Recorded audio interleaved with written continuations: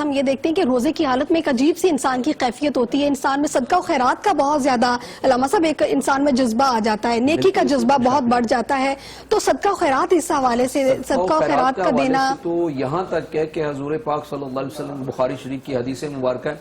کہ رمضان المبارک میں حضور نبی کریم صلی اللہ علیہ وسلم اس انداز میں صدقہ کیا کرتے تھے کہ جس طرح طوفان آتا ہے اور اس میں جھکڑ چلتا ہے اور طوفان جو ہے وہ ہر چیز کو بہا لے جاتا ہے, اسی طرح جو ہے کریم آقا علیہ الصلوۃ والسلام صدقہ و خیرات کیا کرتے تھے. یعنی کہ عام دنوں کی نسبت زیادہ خیرات کیا کرتے تھے رمضان المبارک میں, اور رمضان المبارک میں خیرات کرنا جیسے کہ دیگر دنوں میں خیرات کرتے ہیں تو 10 کے برابر ثواب ملتا ہے, یعنی کہ ایک نیکی کرتے ہیں تو 10 نیکیوں کا ثواب ملتا ہے, مگر رمضان میں اگر ہم صدقہ و خیرات کرتے ہیں تو 70 گنا ثواب اللہ رب العزت عطا کرتا ہے. تو ان دنوں میں اس وجہ سے بھی صدقہ و خیرات لوگ زیادہ کرتے ہیں کہ ثواب جو ہے وہ اللہ رب العزت زیادہ عطا کرتا ہے. یعنی کہ آپ جو ہے وہ اگر دیکھیں صدقہ و خیرات دوسرے دنوں میں کرتے ہیں تو اس کا اور اس کا جو ہے وہ درجات کا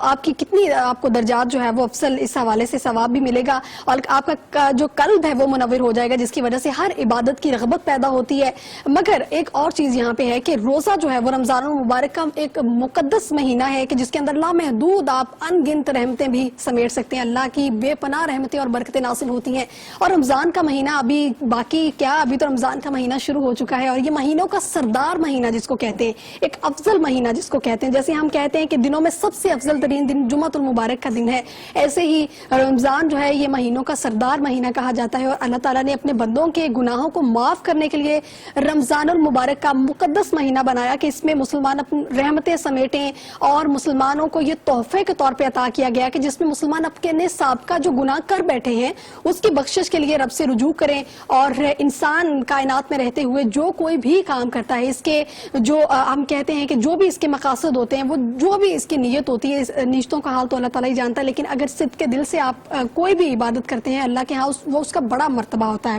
علامہ صاحب ہم دیکھتے ہیں کہ روزہ خاص طور پہ اللہ تعالیٰ کے لیے ایک پوشیدہ عبادت ہے کہ جس کا اللہ اور روزے دار کے درمیانی ایک ربط ہے, ایک تسلسل ہے. تو اس حوالے سے آپ کیا کہیں گے کہ روزہ خاص اللہ تعالیٰ کے لیے ہے اور اللہ تعالیٰ کہتے ہیں اس کا اجر میں ہی دوں گا؟ بے شک اللہ رب العزت کریم آقا علیہ الصلوۃ والسلام کی حدیث مبارکہ الصوم لی وانا اجزی بہ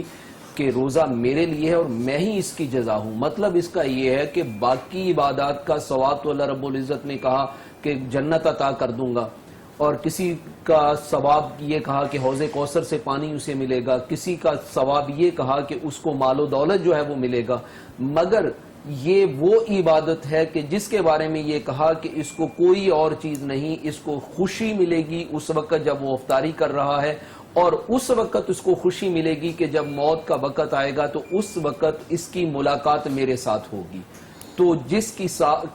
مالک کے ساتھ ملاقات ہو جائے اور مالک اس کو اپنے قریب کر لے تو اس کا مقام اور مرتبہ کیا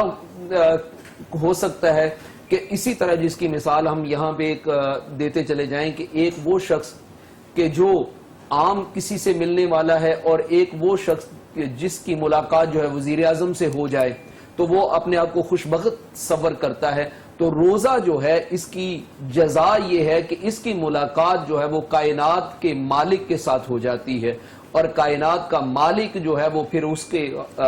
جیسے کہ ایک حضرت امام احمد بن حنبل رضی اللہ تعالیٰ کے بارے میں ملتا ہے کہ آپ جب دنیا سے رخصت ہوئے تو اللہ رب العزت کے حضور پیش ہوئے تو کسی کو خواب میں ملاقات ہوئی, پوچھا کہ آپ کے ساتھ اللہ رب العزت نے کیا سلوک کیا ہے, تو فرمانے لگے کہ میرے ساتھ اللہ رب العزت نے یہ سلوک کیا ہے کہ میں دنیا میں رہتے ہوئے اس کی خاطر کھانا پینا چھوڑا ہوا تھا, اس کی خاطر ظلم برداشت کرتا رہا, سارا کچھ کرتا رہا, تو آج اللہ رب العزت نے اپنے دستے مبارک سے میرے ہاتھوں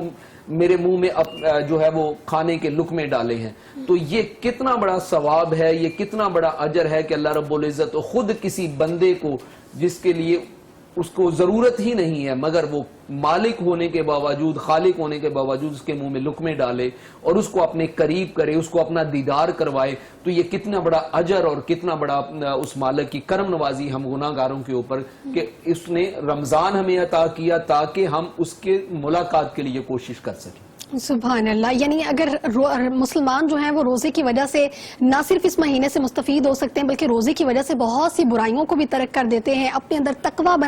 پیدا کرتے ہیں, متقی ہو جاتے ہیں. اور جب روزے کی حالت میں ہوتے ہیں تو ہم بڑی کوشش کرتے ہیں, نہیں یہ بات میں نے جو اس طرح سے کرنی تھی اس کو اس طرح سے کرنی ہے, اب کسی بات میں کوئی غلط بیانی نہیں کرنی. بہت سوچ کے, بہت سارے لوگ ایسے ہوتے ہیں جو بہت سوچ کے بول رہے ہوتے ہیں. اور ہم اکثر یہ چیز بڑی سنتے ہیں, انگریزی ایک محاورہ ہے کہ تھنک بیفور یو اسپیک, یعنی آپ جو کچھ بول رہے ہیں اس سے پہلے آپ سوچ لیں. ہم بعض اوقات یہ دیکھ رہے ہوتے ہیں کہ ہم دوسروں سے گفتگو کر رہے ہوتے ہیں تو ہم یہ دیکھتے ہیں کہ ہم جو کسی کے ساتھ گفتگو کر رہے ہیں ہم صرف اس کی بات کو سن کے جواب دیتے ہیں, ہم اس کی بات کو سمجھتے نہیں ہیں, ہم بات کا صرف جواب دینے کے لیے وہ بات سن رہے ہوتے ہیں. تو خاص طور پہ روزے کی حالت میں جب آپ کسی سے بات کریں تو آپ یہ